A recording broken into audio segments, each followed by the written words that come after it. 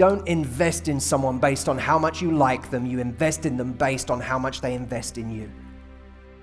That time, that value you should put in should be expensive. It should come at a high cost.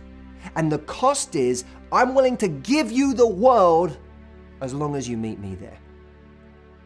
Pay very close attention to whether this person is bringing you the same amount of value.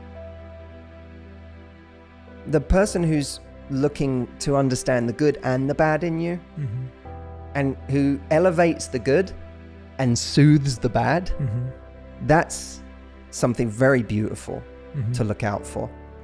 Standing out has become more important than ever. For a lot of people, they're not experiencing what they see as an endless ocean of choice. What they're experiencing is an endless ocean of disappointment, of constantly talking to people with it not going anywhere. Wow. Or, you know, meeting someone, it seems to be going well for a few dates and all of a sudden they disappear. It's not enough to think they're great. The relationship itself has to provide you with value.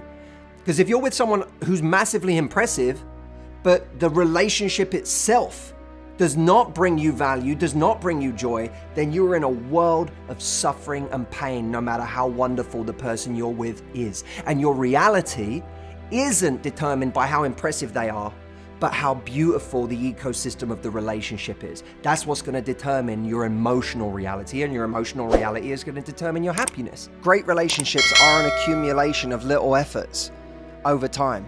The big grand things are a nice bonus, but you don't have to do them because your partner or your friend or your lover or whatever is aware of what a lovely, kind, considerate, interesting person you are the rest of the time. It's the same as going to the gym. You know, it's like how you think, are we going to get a great body because one day we do a really hard gym session? No, it's just every day, do the reps in your relationship.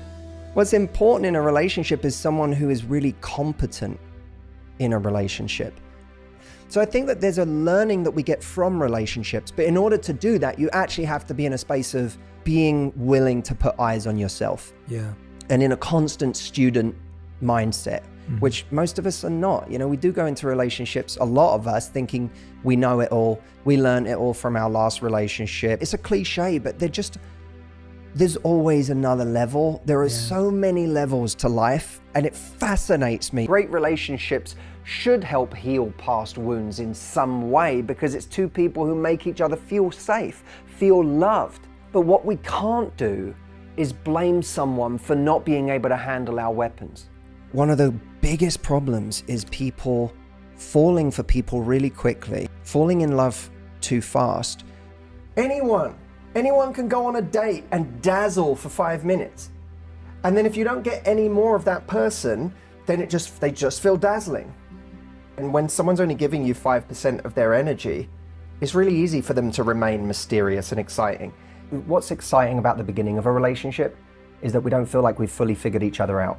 Well, I want to see how you are in week 4. Yeah. Or I want to see how you are in month 3. Yeah. And until you've been there, you really don't know how great of a partner somebody is going to be. That we learn a lot in the moments where you have your first fight, or you reveal something about yourself and you see how they react to it.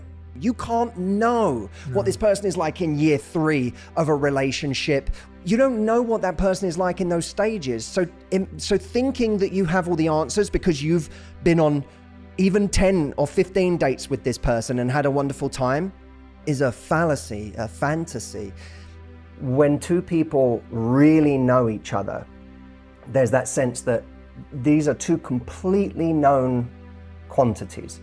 Now, from one aspect, that's really attractive because it creates love, it creates connection, it creates a bond. But from another perspective, there's that part of our mind that still wants to be challenged, that still wants to feel like there's something to do here. And one of the greatest ways to, I think it's a time-old question, how do we challenge someone in a relationship when we already know everything about each other and we already feel like we have each other? Could be reading a new book so that you have a different conversation to bring today. It could be learning a new skill. It could be performing well at something. Proust said the journey of discovery lies not in seeking new landscapes, but in seeing with new eyes. So many people expect their partner to be a mind reader. Yes. And they're not. And just giving them a blueprint of how to please you, of how to make you happy. We should be always paying attention to the things your partner says to you. I think one of the greatest things, the greatest values that keeps a relationship going is teamwork. And I mean not just the kind of teamwork of we're on a joint vision together, but the kind of teamwork that says we are a team in making each other as happy as possible. And if they tell you something, this is going to really please me if you do it, then you should be doing that thing. And if you're with someone that too many times in a row, you keep saying these things make me really happy when you do them, and they don't compromise your values, they're just effort. If you're in a relationship where someone doesn't do those things, then you have to start questioning, is this a teammate? I really don't like the idea that we have to be completely happy and enlightened and have everything figured out, and that's when the right person comes along. I think that's nonsense. We are always working on something. We're always going through some new problem, some new stage in our life that we weren't ready for. And we are going to do an awful lot of healing of who you can be. So I prefer, rather than thinking we have to be happy before we find someone, I prefer the idea that we have to be happy enough before we meet someone. Happy enough is a much better phrase, and it's a much more attainable goal. When you're happy enough, it means I'm happy enough. My life's not perfect, and I might not be truly happy all the time, but I'm happy enough with the way my life is today and with who I am today. I have never in my life met someone who is truly nice. I never met someone who is truly nice.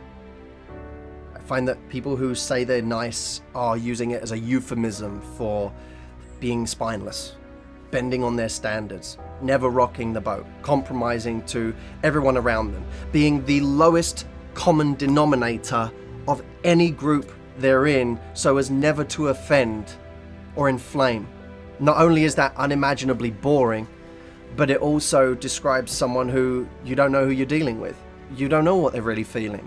They're not honest about their feelings about other people. They're not honest about the things that aggravate them or annoy them in life. They tend to just keep things on an even keel the entire time. I think we should stop seeing it as some sort of noble word or some sort of noble human trait. What happens, by the way, to nice people, I find, they don't stay nice forever. They actually become bitter or resentful because they get angry at the world for treating them badly. Secondly, they get angry at themselves because they can't believe that they would allow themselves to be walked all over. They get angry that they allow people to step on them when they should be out there going and claiming what they want. I believe that kind people deserve the world.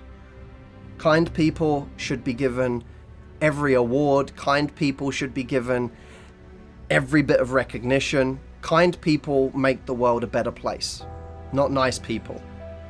I struggle with the concept that relationships should be easy. I don't have a single relationship that hasn't involved pain.